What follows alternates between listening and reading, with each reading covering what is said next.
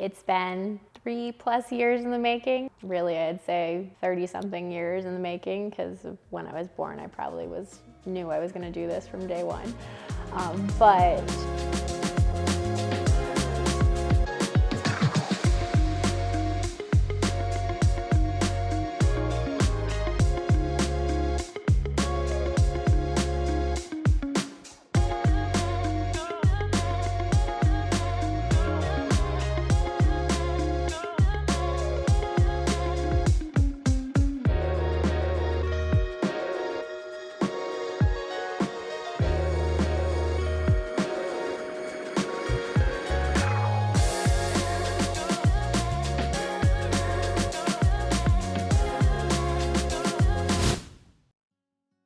hi, I'm Maritza, founder and footwear designer behind Maritza. Full-time, I've spent my career of 14+ years in sales, and I now work in robotics. On the side, I have a podcast focused on mental health called The Things That Matter.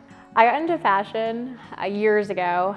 When I was a kid, I used to love drawing little designs of dresses and clothes I would create. My grandmother and I used to sew together. Everything from shirts to curtains to really pillowcases, anything you could think of. And my aunt also was a fashionista herself. She used to wear heels around the house and cute little Tommy Hilfiger outfits. And so I really started loving fashion when I was a kid. I chose Florida State because it was one of the biggest in-state universities in Florida that offered fashion design as a program, and I really wanted the full college experience. So I wanted not only to go to school for fashion design, but I wanted to have a football program and get the real college experience. I really embraced fashion, so freshman year, they start you in the fashion design program. I did it for the first 2 years. I ended up switching to business as my major, but I really wanted the background in business to have those fundamentals of starting my own company. I knew when I started fashion design that I wanted to be a designer. I didn't know what I would design. When it came down to it, the thing I gravitated most towards in all of my wardrobe was heels.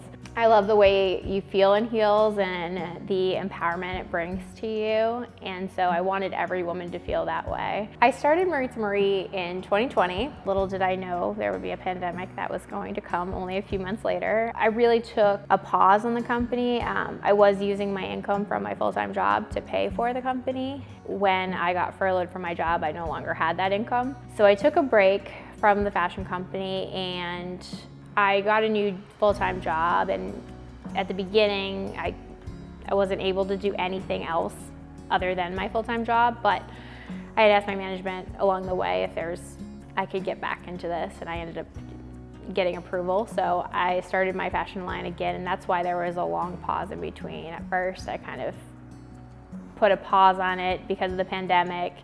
And then I realized people weren't wearing heels as much during the pandemic, so there wasn't a market need there. So I did take a long pause, but I started back up at full speed last spring, and I found a manufacturer that had connections to a factory, and they're doing really kind of the full production for me. They're sourcing all the product that I had envisioned. With my collection, there's a lot of thought that goes into the comfort around the heel as much as the design of the heel. It is very important to me that all the details are as close to what I want as possible. Because of that, I wanted to source manufacturers and production facilities that were in regions that were known for their craftsmanship. I originally wanted to source from Italy, but ended up finding a really great manufacturer and production facility in Portugal. I'll tell everyone, the biggest thing about starting your own business, it takes a toll on everything in your life. It is hard to balance it all, and you just have to have the right people in your corner, and you have to have that community, because it can feel really lonely starting a business. Being an entrepreneur is not for everyone. It may look glamorous from the outside, but it is not glamorous. It's hard when the things you love so much don't make you money right now. You do things for money that make you money, but it's in the beginning, a lot of the things that will bring you joy aren't the things that are making you money. And it is tough to kind of continue and remember that eventually these things will make you money. Like, you have to learn how to love the process while you're doing it, because it's not gonna make sense for a while. It still doesn't make sense to me, and I sit here, 10 months from when I started working with this manufacturer, so it's tough to sit in there and you're like, I'm still not there, I'm still not where I want to be.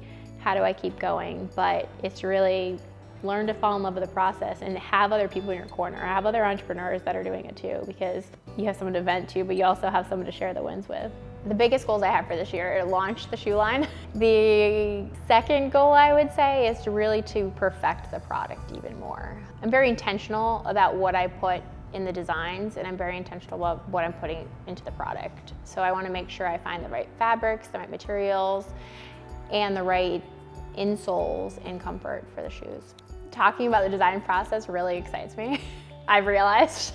The design process, it starts as simple as getting inspiration from different things. So whether it's I'm traveling to a certain country and I want to pull these colors, I look through like Pantone catalogs and color catalogs, or I'll take textures in that I want to use, or I'll have an idea of what I want the shoe to feel like. Take all that, put that on paper. From there, taking it again to artists that can do these 3D drawings for me or 2D drawings, to where they actually take that to that stage, and then from there we have to do all the component sourcing. I'm at that stage right now where I've made a lot of tiny decisions, like the tiniest thing from like the color of the thread to the color of the insole, like things like that.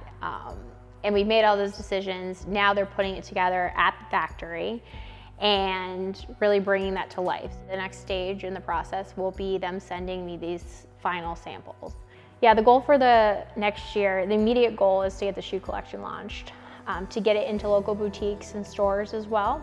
The secondary goals are really to perfect the insoles and make sure that with each design and collection we're releasing, the shoes get more comfortable and more comfortable.